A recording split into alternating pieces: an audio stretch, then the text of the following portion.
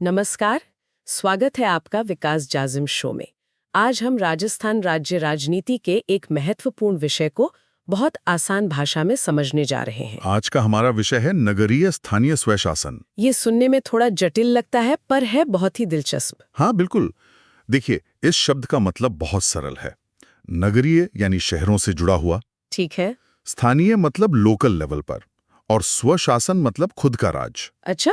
तो कुल मिलाकर इसका अर्थ हुआ कि शहरों में रहने वाले लोग खुद अपने प्रतिनिधि चुनते हैं, जैसे पार्षद या मेयर, और उन्हीं के जरिए अपने इलाके का शासन चलाते हैं। बस यही इसका सीधा सा मतलब है। और ये कोई आज की नई व्यवस्था नहीं है ना? इसका इतिहास तो काफी पुराना लगता है। बहुत पुराना। अगर हम बहुत पीछे जाएं, मौर्य काल में, हाँ। तो यूनान के एक राजदूत थे, मेगिस्थनीस। हाँ, मैंने उनके बारे में पढ़ा है। उन्होंने अपनी एक किताब लिखी थी, इंडिका। उसमें उन्होंने उस समय के पाटलिपुत्र जैसे नगरों के प्रशासन के बारे में बहुत विस्तार से बताया है। अच्छा, तो मतलब भारत में शहरों को व्यवस्थित तरीके से चलाने की परंपरा हजारों साल पुरानी है। बिल्कुल सही। लेकिन आज हम जो स्वरूप देखते हैं, जैसे नगर निगम, नगर पालिका, इनकी नींव ब्रिटिश काल में रखी गई थी। हाँ, ये आधुनिक ढांचा तो वहीं से आया होगा। जी, और ये एक बड़ा ही रोचक तथ्य है कि भारत में पहला नगर निगम सन 1687-88 में मद्रास यानी आज के चेन्नई में स्थापित किया गया था। 1687, ये तो बहुत पहले की बात है। हाँ, यहीं से आधुनिक शहरी शासन की एक तरह से शुरुआत मानी जाती है। और अगर हम खास तौर पे अपने राज्य राजस्थान की बात करें, तो यहाँ इसकी शुरुआत कब हुई? यहाँ भी इसकी शुरुआत ब्रिटिश काल में ही हुई। राजस्थान में पहली नगर पालिका सन 1864 में माउंट आबू में स्थापित की गई थी। माउंट आबू में? अच्छा, क्योंकि वो उस समय अंग्रेजों का एक प्रमुख ठिकाना था। बिल्कुल। और इसके बाद ये सिलसिला आगे बढ़ता गया। सन 1866 में अजमेर में नगर पालिका बनी। अजमेर में? फिर उसके ठीक एक साल बाद सन 1867 में ब्यावर में इसकी स्थापना हुई। और फिर सन 1869 में जयपुर में भी नगर पालिका का गठन किया गया। तो मतलब राजस्थान के जो मुख्य शहर थे, वहाँ ये व्यवस्था धीरे धीरे लागू होने लगी थी। जी, स्थानीय शासन की जड़ें काफी पहले ही जमनी शुरू हो गई थी। इस पूरे विकास के क्रम में कुछ बहुत महत्वपूर्ण पड़ाव भी आए होंगे। हाँ बिल्कुल। जैसे सन 1870 में लॉर्ड मेयो ने वित्तीय विकेंद्रीकरण की एक नीति शुरू की। ये वित्तीय विकेंद्रीकरण क्या होता है? इसे थोड़ा आसान भाषा में समझाइए। जरूर। इसका मतलब था कि स्थानीय निकायों यानी नगरपालिकाओं को अपने स्तर पर पैसों के प्रबंधन और खर्च करने की थोड़ी आजादी देना। अच्छा, मतलब पहले हर छोटे बड़े खर्चे के लिए ऊपर से मंजूरी लेनी पड़ती थी। हाँ, लेकिन इस कदम ने उन्हें कुछ वित्तीय अधिकार दिए। समझ गई। फिर इसके बाद? इसके बाद एक और बड़ा सुधार आया सन 1919 में, जिसे हम मॉन्टेग्यू चेम्सफोर्ड सुधार कहते हैं। इसमें नगरीय प्रशासन को अंतरिम विषय बनाया गया। और फिर 1935 के अधिनियम में भी कुछ हुआ था। जी, 1935 के भारत शासन अधिनियम में इसे एक कदम और आगे बढ़ाते हुए प्रांतीय सूची में शामिल कर लिया गया। प्रांतीय सूची? हम्म। इसका क्या मतलब हुआ? इसका मतलब ये हुआ कि अब प्रांतों की सरकारें अपने हिसाब से नगर पालिकाओं के लिए कानून बना सकती थीं। और यही व्यवस्था आजादी के बाद भी जारी रही? हाँ बिल्कुल। आज की तारीख में भी नगरीय स्वशासन राज्य सूची का ही विषय है। इसका सीधा सा मतलब है कि किसी राज्य की नगर पालिकाएं कैसे काम करेंगी, उनके चुनाव कैसे होंगे, ये सब कुछ राज्य सरकार तय करती है। एकदम सही। जैसे राजस्थान में ये पूरा अधिकार राजस्थान सरकार के पास है। ठीक है। और भारत में ये जो शहरी निकाय हैं, ये कितने तरह के होते हैं? हम तो बस नगर निगम या नगर पालिका ही सुनते हैं। देखिए, इनके कई अलग अलग प्रकार होते हैं। नगर निगम, नगर परिषद और नगर पंचायत के अलावा भी कई तरह की संस्थाएं हैं। जैसे छावनी बोर्ड जो फौजी इलाकों में होते हैं, पत्तन न्यास जो बंदरगाहों पर होते हैं। अच्छा, पोर्ट ट्रस्ट्स। हाँ, फिर नगर सुधार न्यास यानी यूआईटीज, अधिसूचित क्षेत्र, अधिसूचित समितियां और बड़े शहरों के लिए महानगरीय योजना समिति। ये सब अपने अपने क्षेत्र में शहरी प्रशासन का काम देखते हैं। और राजस्थान के अपने कानून भी बने होंगे इस बारे में। जी, आजादी के बाद सन 1951 में राजस्थान नगर पालिका अधिनियम बनाया गया था।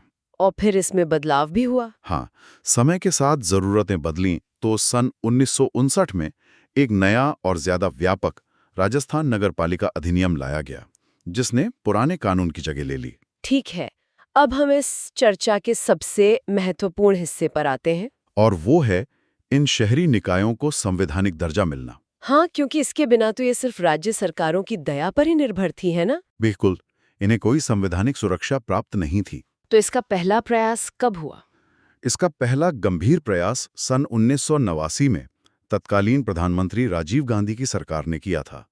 वो संसद में 65वां संविधान संशोधन विधेयक लेकर आए थे। लेकिन वो तो सफल नहीं हो पाया था। नहीं, वो विधेयक राज्यसभा में पारित नहीं हो पाया और ये प्रयास असफल रहा। तो फिर सफलता कब मिली? कुछ साल बाद सन 1992 में पीवी नरसिम्हा राव की सरकार द्वारा 74वां संविधान संशोधन अधिनियम लाया गया और ये सफलतापूर्वक पारित हो गया। और ये भारतीय लोकतंत्र में एक बहुत बड़ा एक ऐतिहासिक क्षण था। बिल्कुल, इसी संशोधन के जरिए नगरीय निकायों को यानी नगरपालिकाएं, नगर परिषदों और नगर निगमों को एक मजबूत संवैधानिक दर्जा मिला।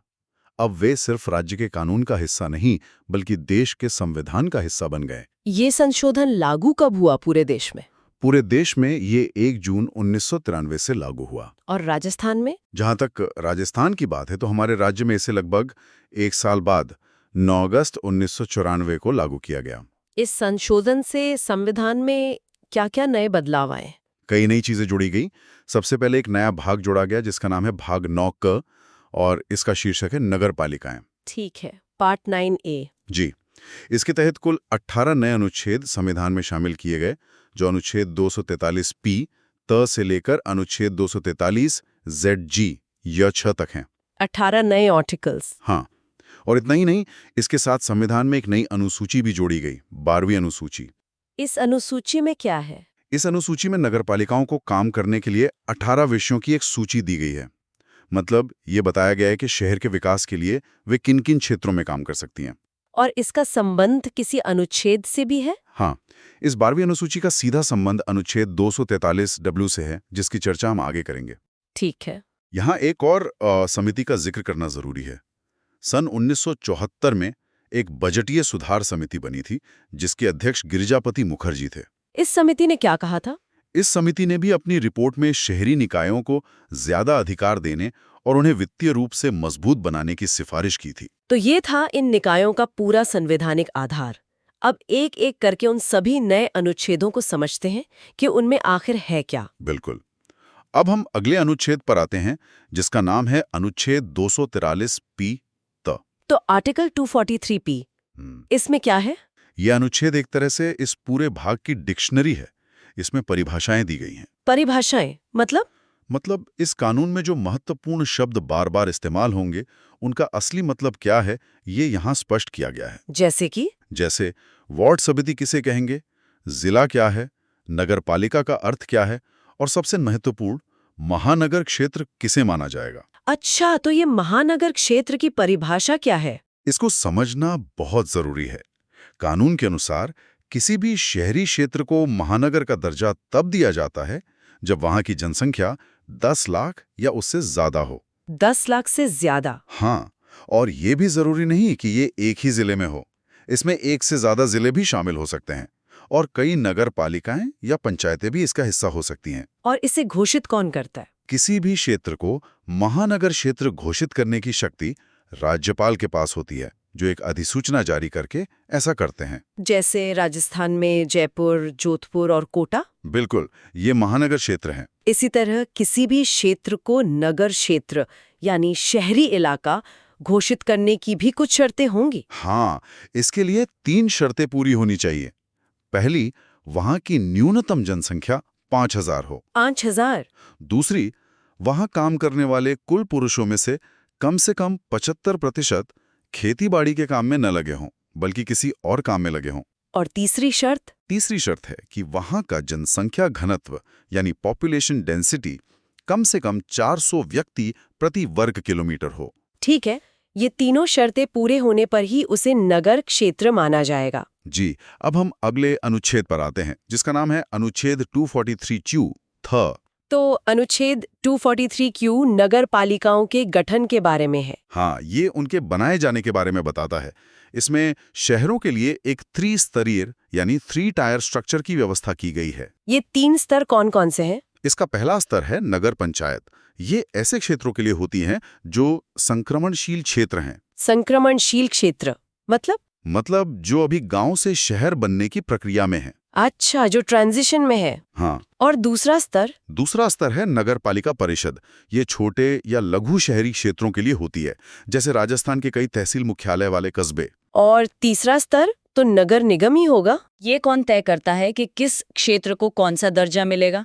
ये तय करने का अधिकार राज्यपाल को दिया गया है। वे जनसंख्या और आर्थिक महत्व को ध्यान में रखकर एक अधिसूचना द्वारा ये घोषित करते हैं। इसमें कोई विशेष बात भी है? हाँ, अगर राज्यपाल किसी औद्योगिक क्षेत्र को औद्योगिक नगरी घोषित कर दें, तो वहां नगर पालिका का गठन करना अनिवार्य नहीं है। अच्छा, तो उसका प्रशासन कौन देखता है? उसका प्रशासन वहां की औद्योगिक विकास प्राधिकरण देखती है। ठीक है, अब हम अगले अनुच्छेद पर आते हैं, जिसका नाम है अनुच्छेद 243 आर द। ये अनुच्छेद नगर पालिकाओं की संरचना यानी उनके स्ट्रक्चर के बारे में बताता है कि इनमें कौन कौन लोग शामिल होंगे। तो सबसे मुख्य सदस्य कौन होते हैं? सबसे पहले और सबसे महत्वपूर्ण सदस्य होते हैं पार्षद, जिनका चुनाव उस वार्ड की जनता सीधे वोट डालकर करती है, यानी प्रत्यक्ष चुनाव से। जी।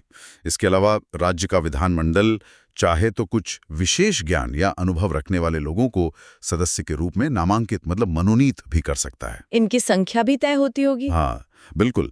नगर पालिका में 6 सदस्य, नगर परिषद में 8 सदस्य और नगर निगम में 12 सदस्य मनोनीत किए जा सकते हैं। लेकिन इन मनोनीत सदस्यों के बारे में एक बहुत जरूरी बात है ना? हाँ, और वो ये है कि इन मनोनीत सदस्यों को सदन में किसी भी विषय पर वोट देने का अधिकार नहीं होता है। ये बहुत महत्वपूर्ण है।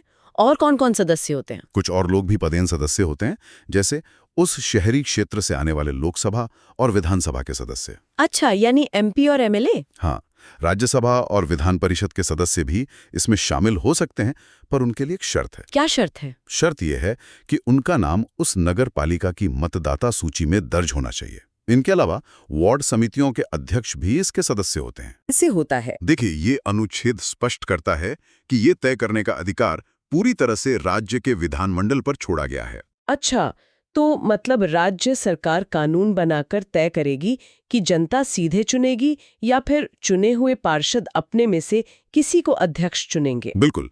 अब हम अगले अनुच्छेद पर आते हैं, जिसका नाम है अनुच्छेद 243 एस घ। अनुच्छेद 243 एस? ये वार्ड समितियों के बारे में है। जी, ये अनुच्छेद वार्ड समितियों के गठन से संबंधित है। इसमें यह प्रावधान है कि ऐसे बड़े नगर निकाय जिनकी जनसंख्या 3 लाख या उससे ज्यादा है, वहां वार्ड समितियों का गठन किया जाएगा। 3 लाख से ज्यादा जनसंख्या पर। और इन समितियों का काम क्या होता है? ये समितियां एक या एक से ज्यादा वार्डों को मिलाकर बनती हैं और इनका काम अपने क्षेत्र की स्थानीय समस्याओं की पहचान करना और उनके समाधान के लिए काम करना होता है। ठीक है, अब हम अगले अनुच्छेद पर आते हैं, जिसका नाम है अनुच्छेद 243 टी ना।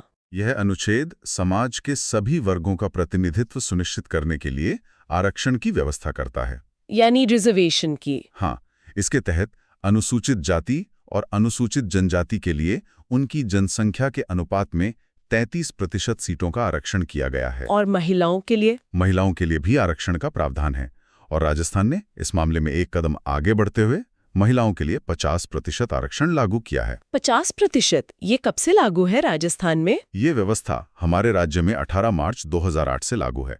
इसका मतलब है कि नगर पालिकाओं की आधी सीटों पर महिलाएं ही चुनाव लड़ती हैं। ये तो बहुत ही प्रगतिशील कदम है। बिल्कुल, और यह आरक्षण सिर्फ पार्षदों की सीटों तक ही सीमित नहीं है, बल्कि अध्यक्ष के पद पर भी लागू होता है। अच्छा, तो मेयर और सभापति के पद भी आरक्षित होते हैं? जी, बारी बारी से एससी, एसटी और महिलाओं के लिए।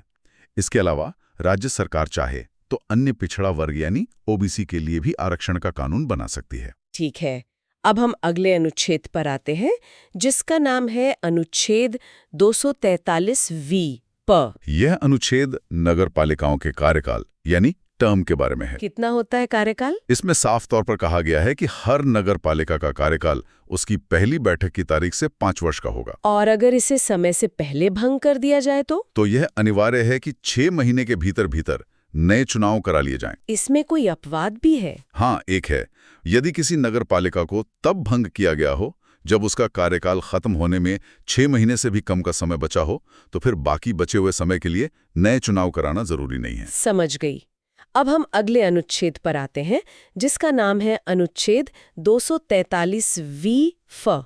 यह अनुच्छेद सदस्यों की अयोग्यताओं यानी डिस्क्वालिफिकेशन से संबंधित है। तो किसी सदस्य को अयोग्य ठहराने की क्या आधार है? इसमें 3 मुख्य आधार बताए गए हैं। पहला, कोई भी व्यक्ति तब अयोग्य होगा जब वह राज्य विधानमंडल द्वारा बनाए गए किसी कानून के तहत अयोग्य हो। दूसरा आधार उम्र का है। यदि उम्मीदवार की आयु 21 वर्ष से कम है तो वो चुनाव नहीं लड़ सकता। और तीसरा ये कि अगर किसी की अयोग्यता पर कोई विवाद होता है तो उस पर अंतिम निर्णय राज्य द्वारा तय किया गया अधिकारी या संस्था लेगी। इसी से जुड़े कुछ और भी नियम है शायद। हाँ, 2 विशेष नियम है। पहला, कोई भी उम्मीदवार एक ही चुनाव में एक से ज्यादा वार्ड से चुनाव नहीं लड़ सकता। और दूसरा ये कि एक वार्ड से कोई व्यक्ति चुनाव लड़ने के लिए अधिकतम 4 नामांकन पत्र ही दाखिल कर सकता है। ठीक है, ये तो बहुत विशिष्ट जानकारी है। अब हम अगले अनुच्छेद पर आते हैं, जिसका नाम है अनुच्छेद 243 W-ब। ये अनुच्छेद नगर पालिकाओं के कार्य, उनकी शक्तियों और उनके उत्तरदायित्वों को परिभाषित करता है। और इसका संबंध 12वीं अनुसूची से है ना? बिल्कुल, जैसा हमने पहले बताया था, इसका सीधा संबंध संविधान की 12वीं अनुसूची से है, जिसमें कुल 18 विषय दिए गए हैं।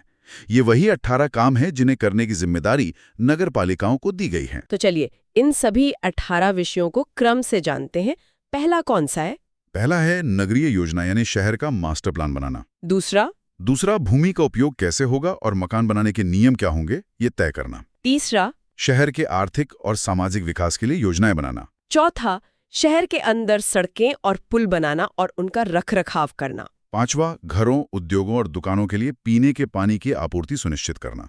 ये तो बहुत जरूरी काम है। बिल्कुल। छठा है लोक स्वास्थ्य, साफ सफाई की व्यवस्था और कूड़ा कचरा प्रबंधन करना। सातवां, अग्निशमन सेवाएं यानी फायर ब्रिगेड की व्यवस्था करना। आठवां, शहरी वानिकी मतलब शहर में पेड़ लगाना और पर्यावरण की रक्षा करना। नौवां, समाज के कमजोर वर्गों जैसे विकलांग और मानसिक रूप से अक्षम लोगों के हितों की रक्षा करना। 10वां, गंदी बस्तियों यानी स्लम एरिया में सुधार और विकास के काम करना। 11वां, शहरी गरीबी को कम करने के लिए योजनाएं चलाना, उपलब्ध कराना। 13वां, शहर में सांस्कृतिक और शैक्षणिक गतिविधियों को बढ़ावा देना। 14वां, कब्रिस्तान और शमशान घाटों का निर्माण और प्रबंधन करना। 15वां, पशुओं के प्रति होने वाली क्रूरता को रोकना।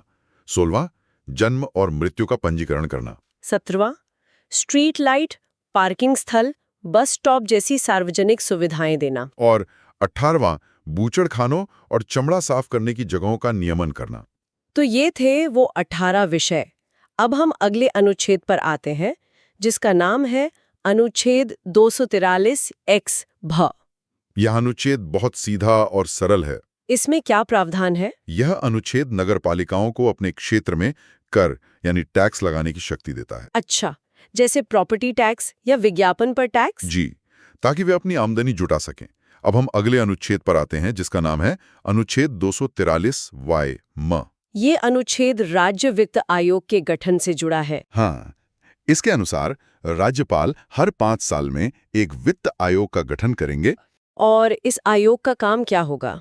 इस आयोग का काम ये सिफारिश करना होता है कि राज्य सरकार अपने टैक्स की कमाई का कितना हिस्सा इन नगर पालिकाओं को देगी, ताकि वे अपने सारे काम ठीक से कर सकें। ठीक है, अब हम अगले अनुच्छेद पर आते हैं, जिसका नाम है अनुच्छेद 243 ZY। यह अनुच्छेद नगर पालिकाओं के खातों की जांच यानी ऑडिट से संबंधित है। अच्छा, ताकि पैसों का हिसाब किताब सही रहे। हाँ, ताकि किसी तरह का भ्रष्टाचार न हो। अब हम अगले अनुच्छेद पर आते हैं, जिसका नाम है अनुच्छेद 243 ZA या क। ये एक बहुत ही महत्वपूर्ण अनुच्छेद है जो राज्य निर्वाचन आयोग से संबंधित है। जी, इसके तहत नगर पालिकाओं के सभी चुनाव कराने की पूरी जिम्मेदारी एक स्वतंत्र संस्था यानी राज्य निर्वाचन आयोग को दी गई है, ताकि चुनाव निष्पक्ष और पारदर्शी तरीके से हो सके। बिल्कुल। इसी संदर्भ में राजस्थान में हुए नगर पालिका चुनावों के वर्षों की एक सूची भी है। हाँ, बताइए। संवैधानिक दर्जा मिलने से पहले चुनाव 1963, 1970, 72, 74, 76, 82 और 86 में हुए। और कानून लागू होने के बाद? उसके बाद नियमित रूप से चुनाव हुए 1994, 95, 99, 2000, 2004, 5, 9, 10, 14, 15 और हाल ही में 2020-21 में। ठीक है, अब हम अगले अनुच्छेद पर आते हैं जिसका नाम है अनुच्छेद 243 ZB यक। यह अनुच्छेद कहता है कि नगरपालिकाओं से जुड़े ये सभी प्रावधान संघ राज्य क्षेत्रों यानी यूनियन टेरिटरीज पर भी लागू होंगे। ये भी सरल है। अब हम अगले अनुच्छेद पर आते हैं जिसका नाम है अनुच्छेद 243 ZC यग। यह अनुच्छेद उन क्षेत्रों के बारे में बताता है जहां ये कानून लागू नहीं होता है। और वो कौन से क्षेत्र हैं? इसके अनुसार ये प्रावधान देश के अनुसूचित और जनजातीय क्षेत्रों में लागू नहीं होते क्योंकि वहां प्रशासन के लिए अलग व्यवस्था है। और दार्जिलिंग के बारे में भी इसमें कुछ कहा गया है? हाँ, इसमें यह भी स्पष्ट किया गया है कि पश्चिम बंगाल के दार्जिलिंग गोरखा परिषद के कामकाज पर इसका कोई प्रभाव नहीं पड़ेगा। चलिए अब हम अगले अनुच्छेद पर आते हैं जिसका नाम है अनुच्छेद 243 ZD य। यह अनुच्छेद जिला आयोजना समिति यानी डिस्ट्रिक्ट प्लानिंग कमेटी के बारे में है। इसका उद्देश्य क्या है? इसका मुख्य उद्देश्य पूरे जिले के लिए एक समन्वित विकास योजना बनाना है जिसमें गांवों और शहरों दोनों की जरूरतें शामिल हों। इसमें सदस्य कितने होते हैं? इस समिति में कुल 25 सदस्य होते हैं। और इन 25 सदस्यों का बंटवारा कैसे होता है? 20 सदस्य निर्वाचित होते हैं जिनमें से 16 पंचायती राज संस्थाओं से और 4 नगर निकायों से आते हैं। और बाकी 5? 3 पदेन सदस्य होते हैं, जिला कलेक्टर, CEO और ACEO, और 2 सदस्य राज्य सरकार द्वारा मनोनीत किए जाते हैं। इस समिति का अध्यक्ष कौन होता है? इसका अध्यक्ष जिला प्रमुख होता है। राजस्थान में इसका प्रावधान राजस्थान पंचायती राज अधिनियम 1994 की धारा 121 में भी किया गया है। ठीक है, अब हम अगले अनुच्छेद पर आते हैं जिसका नाम है अनुच्छेद 243 Z यंग। यह अनुच्छेद महानगर योजना समिति के बारे में है। ये तो सिर्फ महानगरों में ही बनती होगी। हाँ, यह समिति केवल उन महानगर क्षेत्रों में बनाई जाती है जहां की जनसंख्या 10 लाख से ज्यादा हो। इसकी संरचना कैसी होती है? इसकी संरचना में यह अनिवार्य है कि कम से कम 2/3 सदस्य उस महानगर क्षेत्र की पंचायतों और नगर पालिकाओं के चुने हुए सदस्यों में से ही हों। और इसका काम? इसका काम पूरे महानगर के लिए एक विकास योजना का ड्राफ्ट तैयार करना और उसे राज्य सरकार को भेजना है। समझ गई। अब हम अगले अनुच्छेद पर आते हैं जिसका नाम है अनुच्छेद 243 ZH। यह एक तरह का संक्रमणकालीन प्रावधान है। इसका क्या मतलब है? ये कहता है कि इस संविधान संशोधन के लागू होने से पहले जो भी नगरपालिका कानून राज्यों में चल रहे थे और जो नगरपालिकाएं काम कर रही थीं, वे तब तक बनी रहेंगी जब तक उन्हें नए प्रावधानों के अनुसार बदला ना जाए। ठीक है, एक तरह से निरंतरता बनाए रखने के लिए। जी, अब हम अगले अनुच्छेद पर आते हैं जिसका नाम है अनुच्छेद 243 ZG। ये आखिरी अनुच्छेद है इस भाग का। इसमें क्या है? ये अंतिम लेकिन बहुत महत्वपूर्ण अनुच्छेद है। ये चुनावी मामलों में न्यायालय के हस्तक्षेप पर रोक लगाता है। मतलब चुनावी प्रक्रिया से जुड़े मामलों को अदालत में चुनौती नहीं दी जा सकती? हाँ, जैसे कि वार्डों का परिसीमन करना या सीटों का आरक्षण करना। इन प्रशासनिक फैसलों को अदालत में चुनौती नहीं दी जा सकती। तो ये थे सारे अनुच्छेद। चलिए अब एक और जरूरी प्रक्रिया को समझ लेते हैं। अविश्वास प्रस्ताव। हाँ, किसी अध्यक्ष या सभापति को उसके पद से हटाने की ये प्रक्रिया क्या है? इसे लाने की कुछ कड़ी शर्तें हैं।